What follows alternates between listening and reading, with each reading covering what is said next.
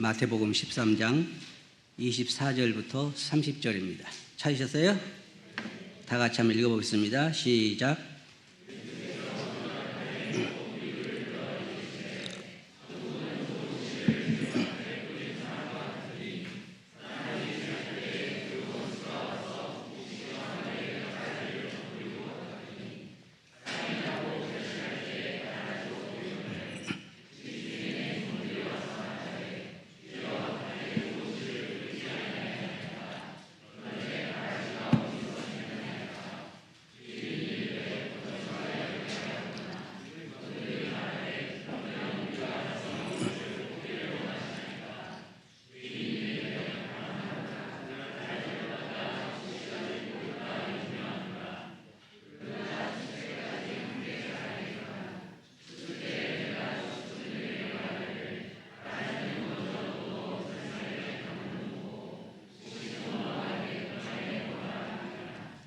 네, 감사합니다. 유편교회의 특징은요, 논밭을 보지 않으면 올 수가 없습니다. 맞죠? 네. 여러분 지금 저 창 밖으로도 파란 논이 보이는데 다 뭐처럼 보입니까? 벼처럼 보이죠? 다. 여러분이 가라지는 보이지 않을 것입니다. 저렇게 자랄 동안에 가라지가 정말 벼인지 가라지인지 구분하기가 전문가들 아니면 쉽지 않습니다. 언제 가장 잘 나타나냐면 추수 때가 되면 어떤 논은요, 제가 심지어 절반 가까이가 피로, 가라지로 되어 있는 논도 본 적이 있습니다. 오늘 설교 주제는 곡식과 가라지라고 하는 주제인데요. 주님께서 우리들에게 비유로 말씀하시기를 어떤 사람이 밭에 가서 곡식씨를 뿌렸는데 마귀도 거기에 가라지 씨를 뿌렸다 그랬습니다. 주님의 해석을 보면 밭은 세상이고 좋은 씨를 뿌리는 자는 예수님이고 그 다음에 좋은 씨는 천국의 아들들이고 가라지는 악한 자의 아들들이고 가라지를 뿌린 자는 원수 마귀이고 추수 때는 세상 끝이라 그랬습니다. 추수꾼들은 천사들이고 가라지를 거두어 영원토록 불타는 지옥에 넣는 것이 주님께서 비유로 말씀하신 이 곡식과 가라지의 비유입니다. 유평교회는 가라지가 하나도 없다면 얼마나 좋을까요? 그렇죠. 정말 좋은 방법은 구원받은 사람은 눈이 파랗다든지 아니면 이마에 빨간 점이 있다든지 아니면 뭐 그렇게 분명히 나타나는 게 있으면 정말 좋겠어요. 그죠? 근데 전혀 보이지 않습니다. 안에 성령님이 계시는 사람이 있고 계시지 않는 사람이 있습니다. 근데 본인도 속는 거죠.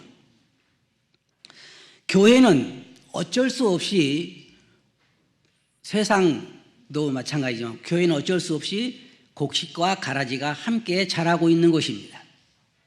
근데 문제는 뭐냐면 얼마만큼의 가라지가 곡식 가운데서 함께 있느냐 하는 것입니다.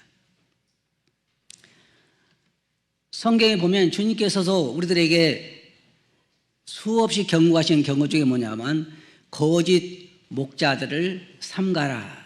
양의 옷을 입고 너에게 나오지만 속에는 노략질하는 일이라 그런 말씀을 하시고 또한 곡식과 가라지의 비유를 통해서 가라지가 믿는 자들 가운데 있을 것을 경고하시고 세상에는요 거짓 선지자, 거짓 목자, 거짓 장로, 거짓 집사 굉장히 많습니다. 제가 놀란 것은요 어떤 교회는 98%가 집사님들이라고 그래요. 그런 데도 있대요. 저는 들어봤어요. 보지는 못했지만 들어보긴 했어요. 나중에 집사님들이 안 되신 분은 제일 어려운 점이 뭐냐면 호칭이 문제래요. 집사님이라고 부르기도 힘들고 다 집사님은 부르기 좋죠. 집사님 그러면은. 그런데 문제는 정말 그들이 예수 그리스도를 믿는 거듭난 그리스도인인가 하는 것입니다. 곡식이 정말 곡식으로 자라는 그러한 주께서 뿌리신 그러한 곡식으로 자라는 사람인가 아니면 그냥 가라지인가? 그것이 주님께서 오늘 우리들에게 가르쳐 주신 교훈입니다. 사도 바울도 거짓 선지자에 대해 말하고 있고 거짓 형제들에게 어려움을 당했다고 사도 바울도 말하고 있습니다. 그 잘 모르죠. 본인도 몰라요. 본인도. 자, 여기 나는 가라지라고 손 들어보세요. 하나도 안 되잖아요. 잘 본인도 몰라요. 본인 모릅니다. 근데 여러분이 알 수 있듯이 예수님께서 12명의 제자를 택하신 다음에 한 명에 대해서 뭐라고 말씀하셨냐면 하나는 뭐라 했어요? 마귀다 그랬어요. 하나는 마귀다. 그럼 가룟 유다가 그걸 알았을까요? 나는 마귀다 그랬어요? 아니요. 근데 제가 이 말씀을 공부하면서요 참 놀란 것은 가룟 유다는 마귀인데 교회 그 12명의 제자들 가운데 아주 중요한 역할을 해요. 그게 뭐예요? 돈 관리하는 거. 돈 관리하는 거. 중요한 역할을 해요. 다른 제자들도 몰랐어요. 그런데 예수님께서는 유다에 대해서 말씀하시길 너는 차라리 세상에 태어나지 않았으면 더 좋을 뻔하였다. 이거 참 불행한 일입니다. 여러분 생각해 보세요. 저는 태어날 때부터 유평교회 다닌 사람입니다. 어머니, 아버지의 등에 업혀서 유평교회 다닌 사람입니다. 지금 30년이 됐습니다. 40년이 됐습니다. 평생을 유평교회 교인으로 생활하다가 나중에 자기가 가라지인 것이 드러나면 얼마나 슬프고 불행한 일입니까? 얼마나. 다른 사람이 나를 보고 어떻게 보느냐는 건 하나도 중요하지 않아요. 내 안에 정말 그리스도가 계신가? 내 안에 성령님이 계신가 하는 걸 아는 것이 가장 중요해요. 내가 가라지인가? 아니면 정말 곡식인가? 왜냐하면 교회는, 특별히 한국 교회는요, 많은 원래 한국의 토속 신앙이 기독교와 이렇게 결합되어 있어가지고 많은 사람들이 교회 나올 때 오로지 자기에 대한 자기 중심으로 가득 차 있어요. 어떻게 하면 내가 하나님의 덕을 봐가지고 내 인생을 편하게 행복하게 살 수 있을까? 그런 사람들로 많이 채워져 있어요. 그래서 여기 보면 가라지들이 나오는데 곡식이 나오는데 어떤 차이가 있을까요? 차이 볼 수 없어요. 아까 거기 맨 처음에 나오는 거 보니까 밀, 이삭이 나오던데요. 그 이스라엘의 그 가라지를 보니까 저도 사진에 봤는데 밀하고 똑같아요. 똑같아. 구분하기가 굉장히 힘들어요. 근데 뭐가 없냐면 알맹이가 없어요. 곡식이 없어요. 그게 다른 점이에요. 여러분 우리가 어떻게 구분하겠습니까? 매주 교회 나와서 찬송도 잘하고 앞에 나와 만찬상에서도 감사도 잘하고 뭐 봉사도 잘하고 만약 그 사람이 거듭난 사람이 아니라면 우리가 어떻게 알 수 있겠습니까? 여러분 거듭나지 않은 사람은 그렇게 할 수 없나요? 할 수 있어요. 더 열심일 수도 있고 더 헌신적일 수도 있고 하지만 그 안에 생명이 없을 수도 있다는 것입니다. 여기 보면 주님께서 말씀하시기를 가라지와 곡식이 함께 한 밭에서 곡식에 씨를 뿌려서 곡식이 났는데 거기에 마귀가 와서 가라지를 씨를 뿌린 것입니다. 함께 자라는 것입니다. 그래 천사가 뭐라 그랬어요? 주님 저걸 우리가 가서 가라지를 뽑을까요? 아마 여기 계신 우리 형제자매들에게 저 논에 가서 가라지를 뽑으라 그러면 저거 다 뽑아 놓을 거예요. 왜? 이유가 뭐예요? 모르니까. 어느 것이 가라지인지 변인지 모르니까 그냥 다 뽑아 놓을 거란 말이에요.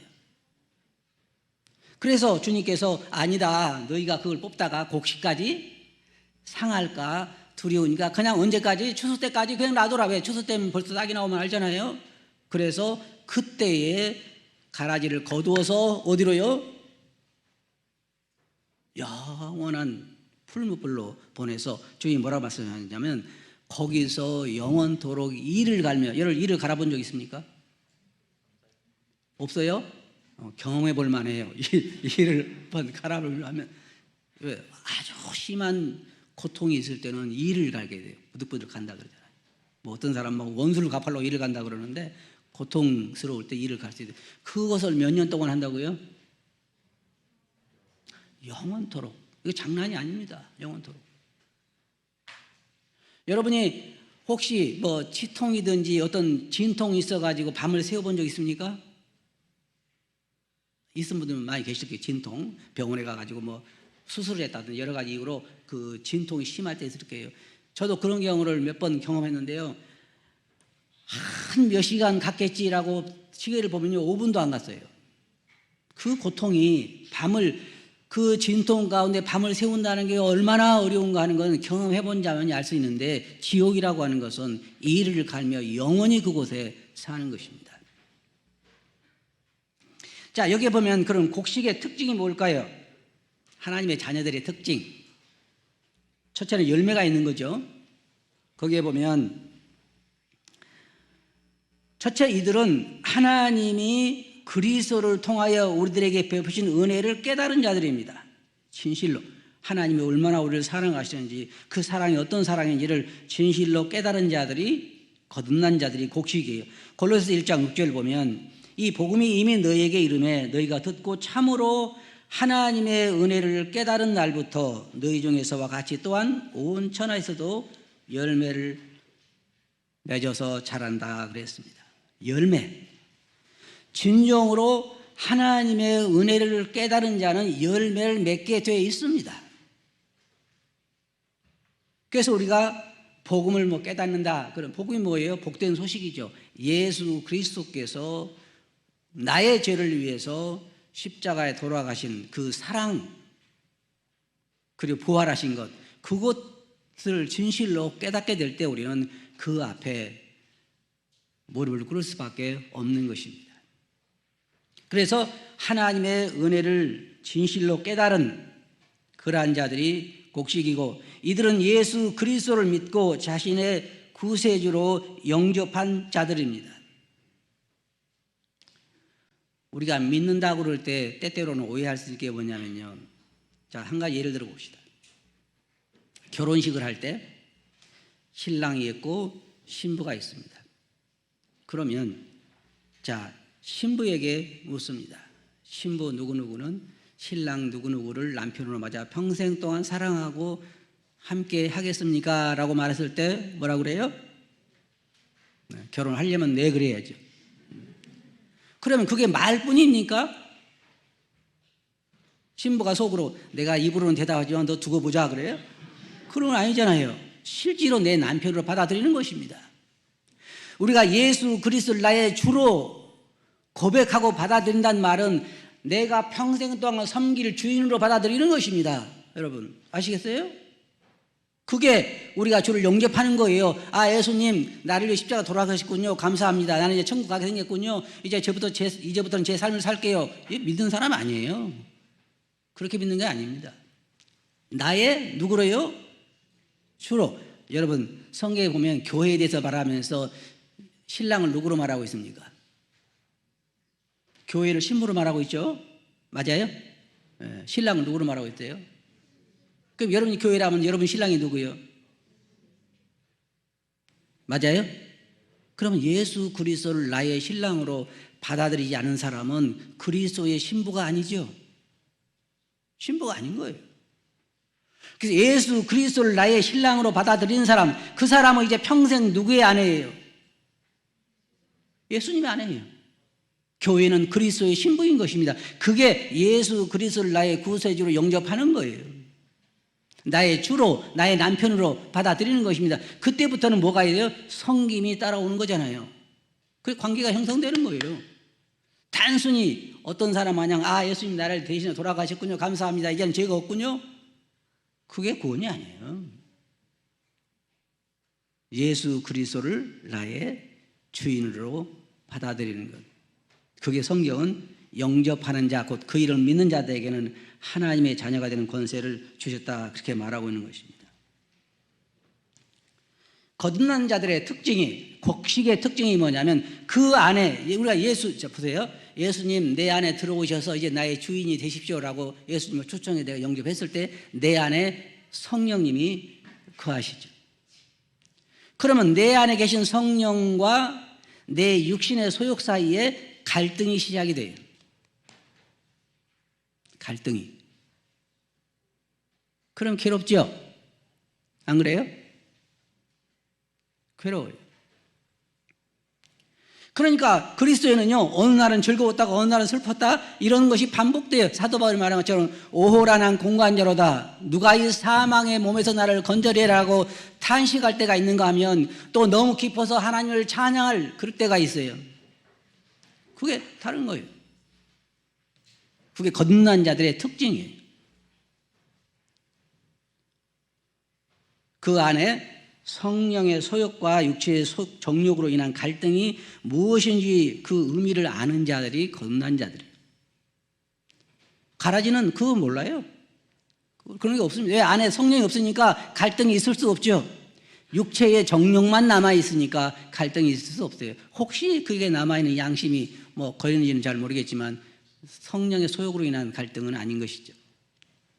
그 다음에 이들은 주님의 말씀대로 거듭나서 성령이 그 안에 계시기 때문에 성령의 열매가 그에게 나타납니다.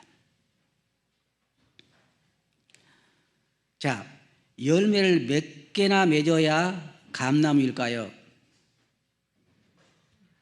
몇 개가 상관이 없죠? 하나 맺어도 감나무, 두 개 맺어도 감나무. 이번에 저희 그 매실밭에 매실을 따면서요, 참 제 자신을 많이 돌아봤습니다. 나도 이렇게 열매를 많이 맺었으면 얼마나 좋을까. 참 남과 충성스럽구나. 거듭난 사람은 그 안에 성령이 계시기 때문에 성령의 열매가 있는 것입니다. 성령의 열매가 무엇이 있어요? 성경에 보면 사랑과 희락과 온유와 절제와 여러 가지가 많이 나와 있죠. 이게 거듭난 자들의 삶에서 맺어지는 열매입니다. 그럼 육신의 열매는 없을까요? 육신의 열매도 있어요. 신기하죠. 나는 육신의 열매는 전혀 안 맺습니다라는 사람 손 들어보세요. 여기는 다 맺기는 맺는가 보군요. 그죠? 그래요. 어떻게 보면 참 가련한 사람들이 그리스도인들이에요. 왜? 이렇게도 못 살고 저렇게도 못 살고 영적인 소욕을 따라 살려고 하니까 뭐가 괴로워요? 주님께 영광을 돌리려고 막 애를 쓰니까 뭐가 괴로워요? 안 괴로워요? 육신의 소욕이 괴로워. 그럼 이제는 육체의 소욕을 따라 살려고 하니까 뭐가 괴로워요? 성령님 가만히 안 계셔. 또 그렇게 살아서는 안 된다, 그렇게 살아는 안 된다라고 성령님께 내 마음을 깨우치신단 말이에요. 그렇지 않나요? 그래요. 그게 거듭난 자들의 특징이에요. 거듭난 자들의 특징. 그리스도는 절대로 완벽하지 않아요. 하루에도 수없이 넘어졌다 일어나고를 반복하잖아요. 안 그래요? 그래요. 그러면서 어느 날 저는 이랬습니다. 주님, 제가 도대체 누굽니까? 왜 어떨 때는 막 주님을 위해 살고자 하는 마음으로 탁 차이는데 왜 지금은 내 욕심이 이렇게 저를 지배하고 있습니까? 라고 고백을 할 때가 있어요. 그래서 저는 이런 고백을 했죠. 바닷가를 거니면서 주님, 지금 이 순간이 나의 진실한 고백입니다. 조금 있으면 내가 틀림없이 변할 겁니다. 그때 절대로 그 사람 말 듣지 마세요. 여러분의 기도를 들어보면요, 육신의 생각과 성령의 생각이 막 짬뽕이 되는 데가 많아요. 그죠? 안 그래요? 많아. 그거 다 들어대도 보면 이것도 아니고 저것도 아니고. 그게 그리스도인의 영적인 싸움이 언제까지 가요? 주님이 오실 때까지 가요. 그러니까 사도 바울 그랬잖아요. 우리가 짐진 것처럼 탄식한다 그랬잖아요. 짐진 것처럼 탄식한다. 언제까지요? 이 육체에서 우리가 벗어날 때까지 탄식할 수밖에 없어요. 탄식할 수. 그런데 가라지는 그런 게 없어요. 가라지는. 그런 영적 싸움이 없다고요. 그런데 그리스도인들은, 거듭난 자들은 서로 그리스도인들 만나면 이게 통해. 안 통하는가요? 네, 영적 싸움에 대한 간증을 나누다 보면 나도 그래 그러잖아요. 안 그런 분. 네, 손 들었다가는 가라지라고 찍힐 것 같으니까 안 들은지 모르지만 네, 그래. 우리가 그런 게 있어요. 그래 만나보면 아유 형제님 나도 그래요. 나도 참 그렇죠. 그때 너무 기뻤어요. 어떨 때는요, 하나님 말씀 들으면 저 뒤에 제가 맨 뒤에 했잖아요. 뒤에 앉아 하나님 말씀 들으면 너무 졸릴 때가 있어요. 근데 어떨 때는 막 하나님 말씀에 감동돼 가지고 나도 모르게 눈물이 나올 때가 있어. 그럼 맨날 감동돼야 되는가요? 안 그래요? 어떨 때는 피곤하고 그럴 때는 또 말씀이 안 들 때도 있고. 그런데 적어도 거듭난 사람들은 하나님의 말씀의 맛이 무엇인가를 아는 사람들이에요. 맞아요? 네. 성경에 그랬잖아요. 주의 말씀의 맛이 어찌 그렇게 내 입에 단지요. 그죠? 그럴 때가 그리스도인들에게, 거듭난 자에게 있어요. 여러분 성경을 맨날 보지만 한 번도 나는 그 말씀에 그렇게 내 영혼이 감동되어서 눈물을 흘려본 적이 없다 그런 사람은 경고를 받아야 돼. 의심해 봐야 돼. 나는 가라지가 아닌가. 제일 어려운 건요 이거예요. 여러분 오늘 우리가 마음을 열어놓고 잘 생각해 보자고. 이제 다음 주에 침례식이 있죠. 침례식인데 제가 목회를 오래 해오면서 경험한 것 중에 하나 뭐냐면 침례 상담을 할 때 간증을 들어보면 틀림없이 거듭난 사람이라 그게 침례를 줬어요. 침례 받고 나서 사는 거 보니까 열매가 없어? 그러면 이제 뭐가 마음에 의심이 생겨. 저 사람이 정말 거듭난 사람일까? 그런데요 제일 어려운 질문이 뭐냐면 너 정말 거듭났어? 이게 진짜 어려워요. 왜? 이미 분별해서 침례를 줘놓고 이 또다시 그 영혼에 대해서 물어보면 그 사람도 실망을 해야죠. 그런데 여러분 혹시 여러분이 침례 받고 그런 질문을 받거든 절대로 충격받을 일이 아니에요. 여러분 자신을 돌아봐야죠. 왜 그래요? 열매가 안 보이니까. 열매가 안 보이니까. 이론적으로도 얼마든지 구원받았다고 간증할 수 있어요. 이론적으로도. 그러나 그 안에 성령님이 계시지 않으면 이론으로 할 수 없는 거예요. 그 그리스도인 생활이라는 건 이론으로 할 수 없는 거예요. 그 안에 성령님이 계실 때만 가능한 그런 역사들이 일어난단 말이에요. 그게 그리스도인들끼리 이렇게 우리가 서로 느낄 수 있는 거예요. 그리스도인들은요 세상에 그리스도를 나타내는 냄새라 그러잖아요. 그런데 그리스도인들 냄새 맡아보면요 아주 독한 냄새가 나는 그리스도인들 많이 있어요. 그런데 그것만 있는 게 아니라 그 가운데 또 그리스도를 나타내는 냄새도 나. 그러니까 살아있는 거예요. 나한테는 육신의 냄새가 하나도 안 납니다는 그런 그리스도인은 하나도 없어요. 사도 바울에게 났을까요? 안 났을까요? 났죠. 왜요? 사도 바울 뭐라 그랬어요? 내가 원하는 것은 하지 아니하고 뭐라 했어요? 원하지 않는 것을 한다 그랬잖아요. 그때는 무슨 냄새가 날까요? 육신의 냄새가 나죠. 그러나 사도 바울이 맨날 그런 것이 아니라 사도 바울이 하나님께 감사하고 순종하고 기뻐하고 그런 것도 엄청나게 많잖아요. 모든 사람은 다 그래요. 그리스도인은 어떨 때를 보면 막 육신의 냄새가 나다가도 또 그 가운데서 그리스도를 아는 냄새를 풍기는 이게 그리스도인의 삶이 언제까지요? 주여 언제 오시려니까 이게 우리 탄식 아니에요? 언제 오시려니까? 오늘 오시면 더 좋겠죠? 다들 원하지는 않는 거 몇 사람만 원하는 것 같아 내가 보기에는. 실제로 주님이 지금 오신다면 모든 이 수고에서 모든 이 고통에서 우리는 해방되어 영원한 한나라에서 새로운 몸을 입고 모든 육신적인 소욕은 사라지고 새로운 몸을 입고 오직 성령의 소욕만이 지배하는 그런 세상에서 우리는 영원토록 함께 교제하면서 살 거예요. 이거 부인할 수 없는 사실이죠. 그러나 가라지는 참 이게 불행한 일이죠. 불행한 일. 가라지. 평생을 교회 생활하고 집사 생활하고 장로 생활하고 목사 생활하고 이렇게 살다가 혹은 그냥 평신도로 가라지로 살다가 영원한 멸망으로 간다는 건 생각만 해도 너무 가슴 아픈 일입니다. 우리 교회에는 한 명도 그런 분이 안 계시기를 바라요. 근데 또 이런 어려움이 있어요. 여러분 오해하지 마시고 들어주시기 바랍니다. 유평교회에서 구도자로부터 쭉 참석해서 복음을 듣고 구원받은 사람들은 우리가 점검해볼 그런 기회가 오는데 외부에서 오신 분들은 참 쉽지 않았또. 자기가 집사였다고 그러고 또 자기가 장로였다고 그러고 자기가 또 뭐 주님 열심히 섬긴 사라고 그러면은 당신 정말 거듭났어요? 물어보기가 쉬운 질문은 아니에요. 왜냐하면 제가 몇 번을 질문해 봤지만 질문 받고 돌아가는 사람도 있어.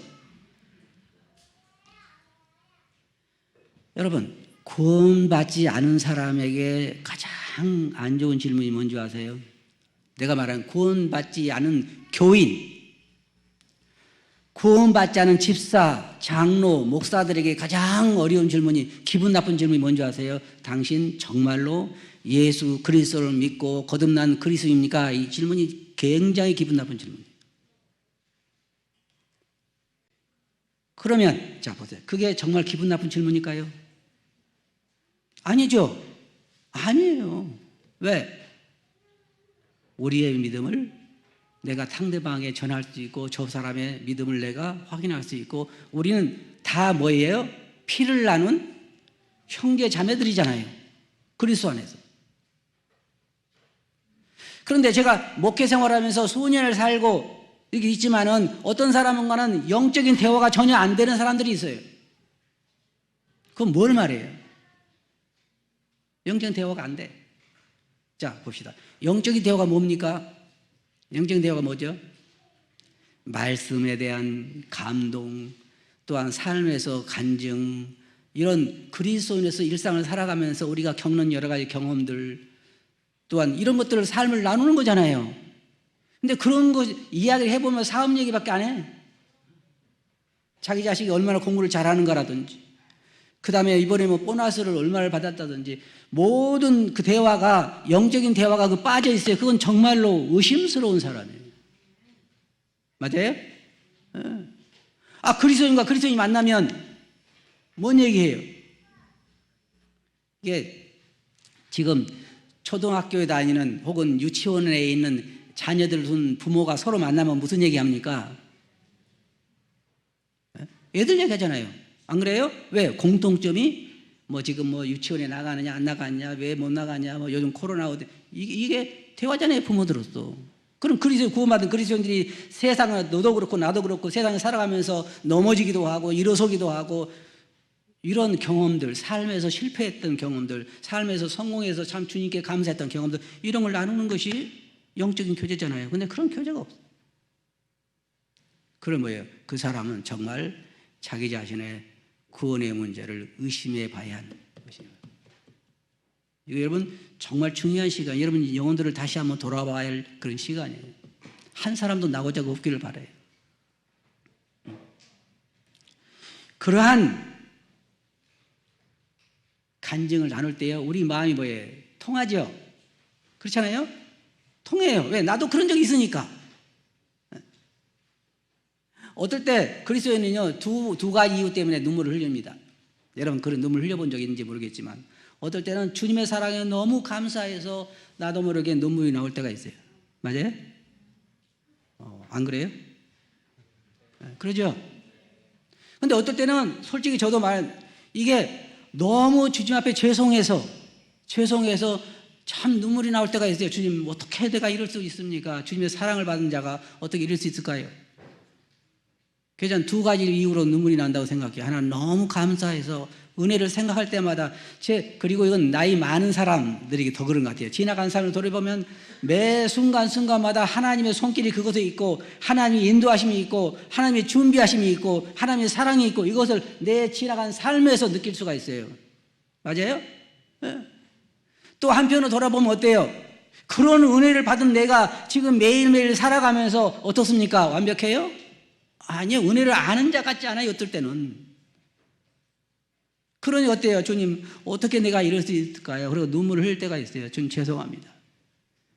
한 가지 방법밖에 없습니다, 주님. 그건 빨리 데려가시는 것밖에 없습니다. 그럴 때가 있어요. 오죽해서는 그런 얘기를 하겠어요. 이게 우리 그리스도인들의 거듭자들의 특징이 있잖아요. 근데 구원받지 않은 사람들, 이 가라지에게는요, 그런 것이 없어요. 주님과 더불어 나눴던 즐거운 시간들, 주님 말씀에 감동됐던 그런 사연들, 주님께 감사했던 그런 사연들, 내가 넘어져서 주님 앞에 슬퍼했던 사연들, 이런 것들이 가라지에게는 없어요. 인간적인 교제와 인간적인 관계만 있는 것입니다.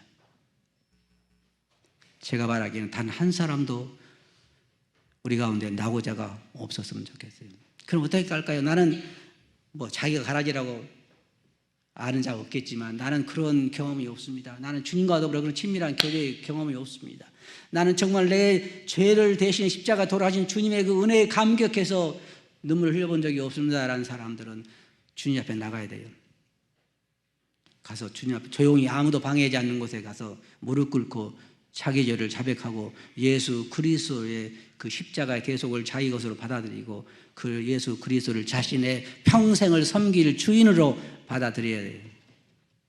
그러면 주님께 뭐라 했어요? 영원한 생명을 그에게 주신다 그랬어요. 요한계시록은 그렇잖아요. 내가 문 밖에서 두드리노니 뭐라 했어요? 누구든지 문을 열면 나는 그에게로 들어가고 그는 나에게로 더불어 먹고 나는 그로 더불어 먹고 그거 뭐예요? 서로 교제가 이제 시작되는 거예요. 하나님은 돌아가신 분이 아닙니다. 살아계신 분이에요. 우리는 살아가면서 하나님이 내 삶에 역사했다고 하는 증거들을 수없이 경험하게 됩니다. 맞아요? 그게 살아있는 증거예요. 지금 세상의 흐름을 보면 주님 오심이 그렇게 멀지 않아요. 여러분 코로나가 다 가시고 좋은 시간이 온다고 생각하지 마시기 바랍니다. 갈수록 하나님 말씀의 근거에 따라서 경제적으로도 어려워질 것이고 도덕적으로도 타락되어 갈 것이고 질병들은 더 많이 세상을 지배하게 될 것이고 홍수와 기근과 지진과 이런 모든 것들이 우리가 살아온 세상보다 훨씬 더 세상을 지배하게 될 거예요. 지금까지 우리는요, 저는 이번에 코로나 이 기간 동안에 코로나에 걸려서 조용히 생각해 보면서 이런 생각을 했습니다. 난 지금까지 정말 너무나 편한 생활을 살았다. 내가 신앙 때문에 감옥에 갇혀본 적도 없고 내가 이 믿음을 지키기 위해서 사람들에게 두들겨 맞아본 적도 별로 없고 감옥에 갇혀본 적도 없고 이 얼마나 내가 그동안에 주님의 은혜로 이 70평생을 편하게 살았는가. 앞으로는 그런 여러 시간 절대로 여러분 기대하지 마세요. 세상의 종말이 왔어요. 우리가 이제 주님 만날 준비를 해야 하는 것입니다. 혹시 이 가운데 아직 예수 그리스도를 자신의 구세주로 영접하지 않은 분이 계시다고 하면 늦기 전에 예수 그리스도 앞에 나가 무릎 꿇고 그분을 여러분의 주로 그리스도로 받아들이시기 바랍니다. 그렇지 않으면 영원토록 이를 갈며 후회해도 그 영원한 생명의 기회는 다시 오지 않을 거예요. 아시겠어요? 우리 기도하겠습니다.